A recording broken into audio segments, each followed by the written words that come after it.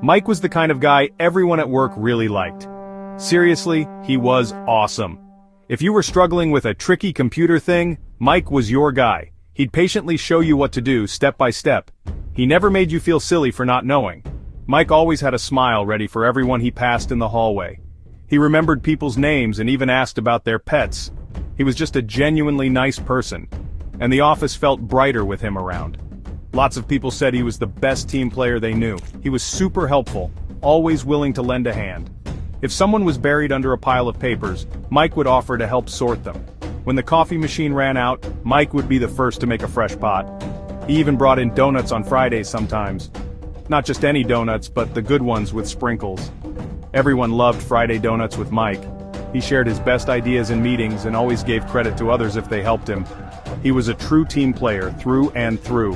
One day the boss, Mr. Harrison, announced a new program. It was a Star of the Month award. The winner would get a small bonus and their picture on the wall. Mike thought that sounded pretty cool. A little extra cash would be nice, he figured. He worked hard, and he was good at his job. Maybe he could win it. The thought of being the Star of the Month started to twinkle in his mind. It wasn't a big deal, just a little flicker of an idea, really.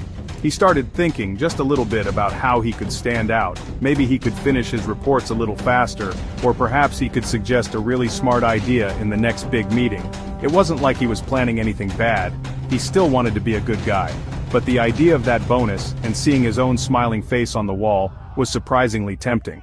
It was a small thought, but it was there, like a tiny seed planted in his mind. A few weeks later, Mike won the Star of the Month award. He got the bonus, and his picture went up. It felt really good. Everyone congratulated him, and he felt a big sense of pride.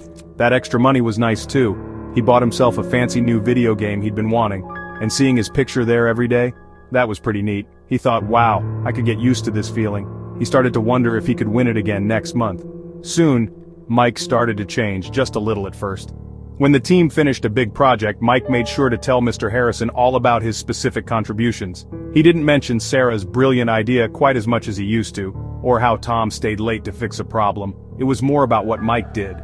He wanted to make sure the boss knew he was working super hard. He thought if he highlighted his own efforts, he'd have a better shot at another bonus. The Friday donuts stopped. Mike said he was too busy to pick them up. When someone asked for help with a tricky spreadsheet, Mike would say, "Sorry, I'm swamped with my own stuff." He used to be the first to offer help, but now he seemed to always have an excuse. He started eating lunch at his desk more often instead of joining his friends in the break room. He was focused on his work, he told himself. Focused on